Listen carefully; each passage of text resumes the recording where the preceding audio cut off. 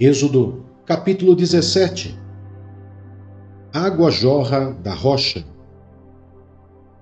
Toda a comunidade de Israel partiu do deserto de Sim, andando de um lugar para outro, conforme a ordem do Senhor. Acamparam em Refidim, mas lá não havia água para beber. Por essa razão, queixaram-se a Moisés e exigiram: dê-nos água para beber. Ele respondeu: por que se queixam a mim? Por que colocam o Senhor à prova?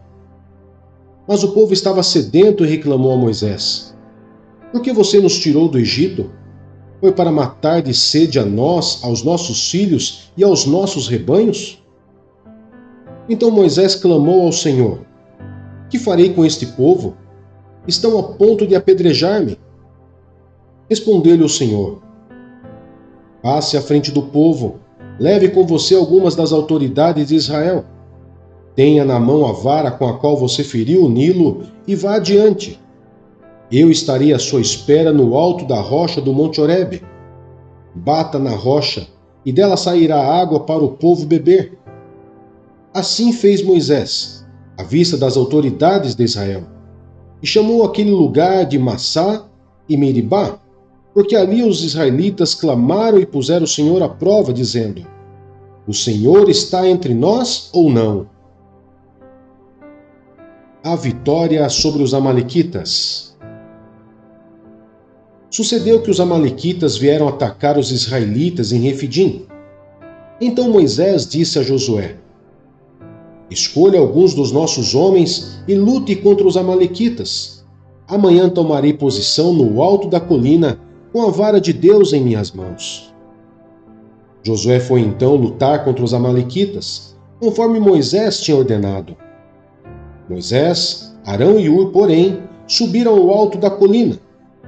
Enquanto Moisés mantinha as mãos erguidas, os israelitas venciam.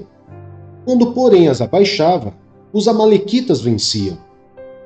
Quando as mãos de Moisés já estavam cansadas, eles pegaram uma pedra e a colocaram debaixo dele, para que nela se assentasse. Arão e Hur mantiveram erguidas as mãos de Moisés, um de cada lado, de modo que as mãos permaneceram firmes até ao pôr do sol. E Josué derrotou o exército amalequita ao fio da espada. Depois o Senhor disse a Moisés: escreva isto num rolo, como memorial, e declare a Josué que farei que os amalequitas sejam esquecidos para sempre debaixo do céu. Moisés construiu um altar e chamou-lhe: o Senhor é minha bandeira. E jurou: pelo trono do Senhor, o Senhor fará guerra contra os amalequitas de geração em geração.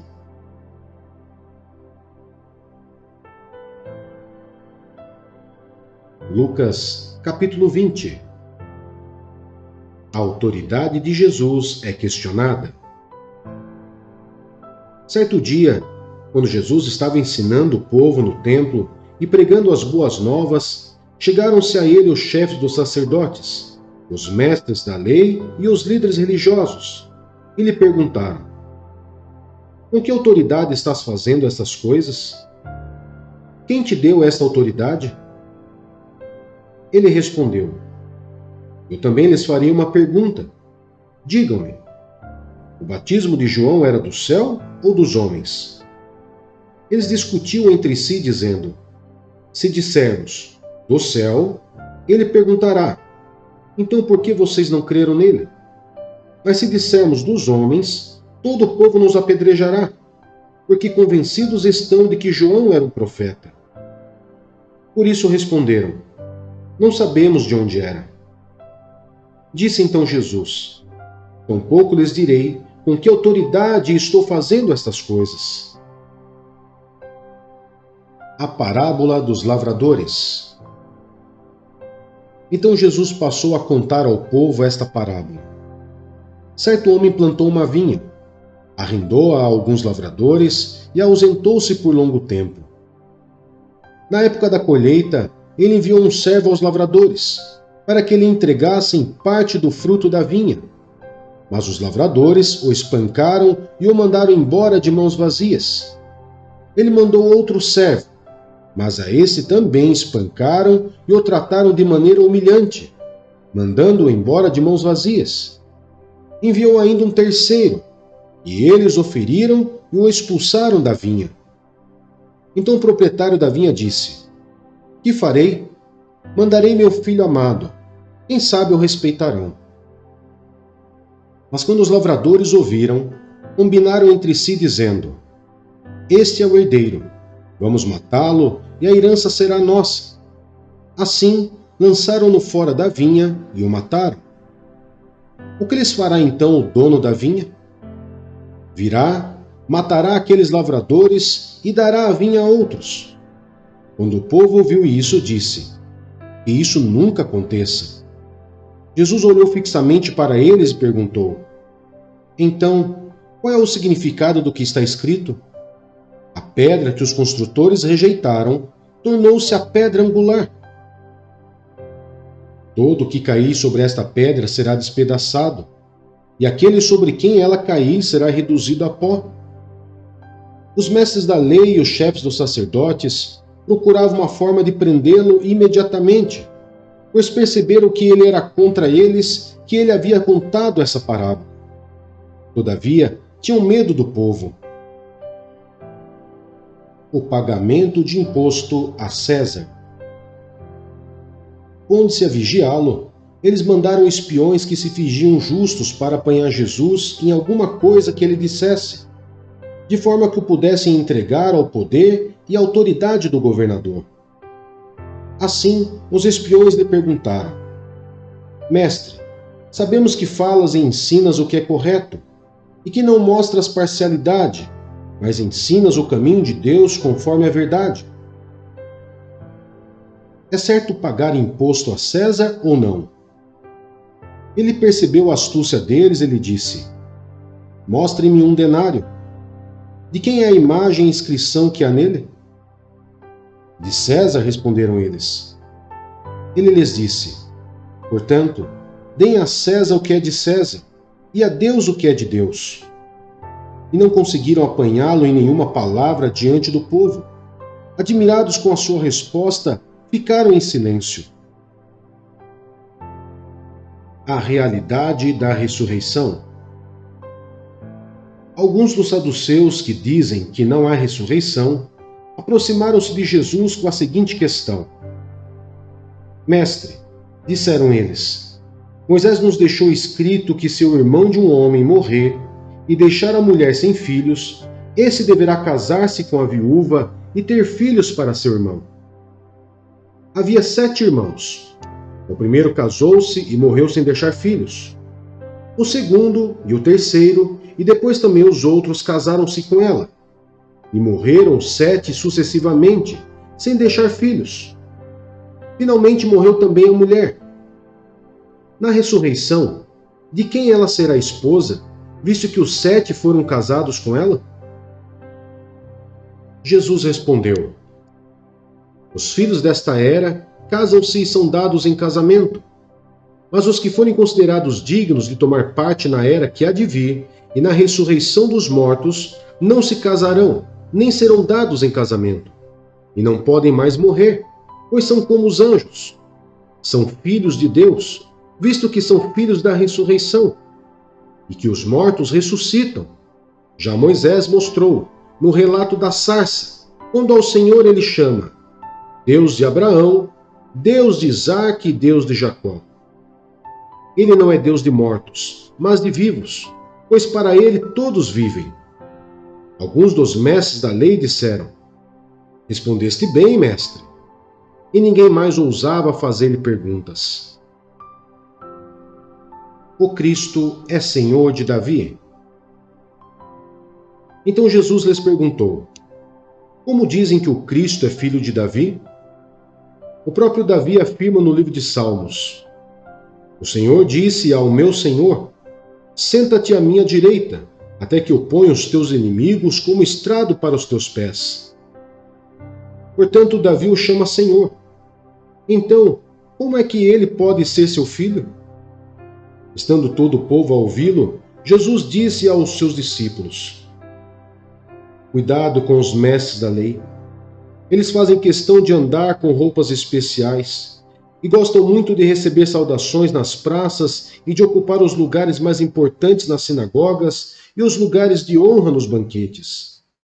Eles devoram as casas das viúvas e, para disfarçar, fazem longas orações. Esses homens serão punidos com maior rigor.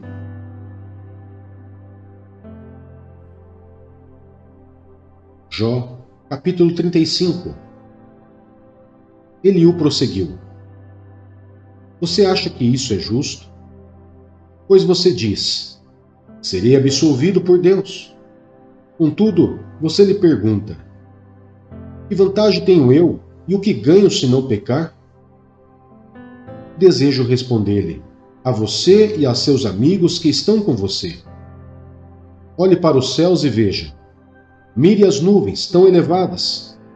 Se você pecar, em que isso o afetará?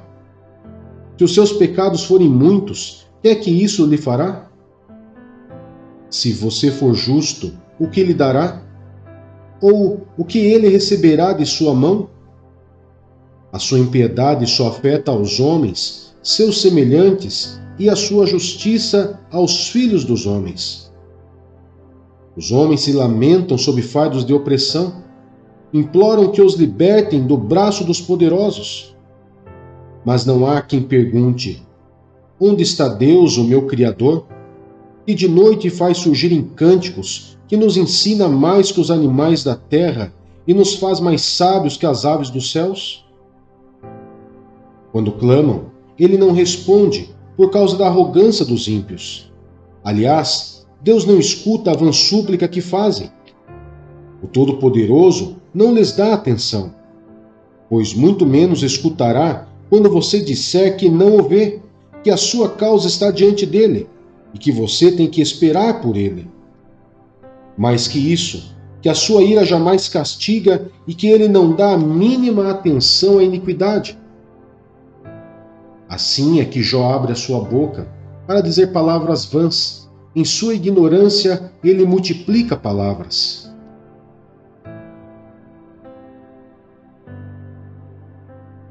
Segunda Coríntios, capítulo 5. Nossa habitação celestial. Sabemos que, se for destruída a temporária habitação terrena em que vivemos, temos da parte de Deus um edifício, uma casa eterna nos céus, não construída por mãos humanas. Enquanto isso, gememos, desejando ser revestidos da nossa habitação celestial, porque estando vestidos, não seremos encontrados nus. Pois enquanto estamos nesta casa, gememos e nos angustiamos, porque não queremos ser despidos, mas revestidos da nossa habitação celestial, para que aquilo que é mortal seja absorvido pela vida. Pois Deus que nos preparou para este propósito, dando-nos o Espírito como garantia do que está por vir. Portanto, temos sempre confiança e sabemos que, enquanto estamos no corpo, estamos longe do Senhor, porque vivemos por fé e não pelo que vemos. Temos, pois, confiança e preferimos estar ausentes do corpo e habitar com o Senhor. Por isso, temos o propósito de lhe agradar, quer estejamos no corpo, quer o deixemos. Pois todos nós devemos comparecer perante o tribunal de Cristo, para que cada um receba de acordo com as obras praticadas por meio do corpo, quer sejam boas, quer sejam más. O ministério da reconciliação. Uma vez que conhecemos o temor ao Senhor, procuramos persuadir os homens. O que somos está manifesto diante de Deus, e esperamos que esteja manifesto também diante da consciência de vocês. Não estamos tentando novamente recomendar-nos a vocês, porém lhes estamos dando a oportunidade de exultar em nós, para que tenham que responder aos que se vangloriam das aparências e não do que está no coração. Se enlouquecemos, é por amor a Deus. Se conservamos o juízo, é por amor a vocês. Pois o amor de Cristo nos constrange, porque estamos convencidos de que um morreu por todos. Logo, todos morreram. E ele morreu por todos para que aqueles que vivem já não vivam mais para si mesmos, mas para aquele que por eles morreu e ressuscitou.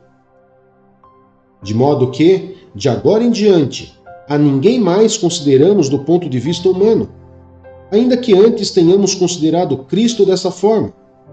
Agora já não o consideramos assim. Portanto, se alguém está em Cristo, é nova criatura. As coisas antigas já passaram.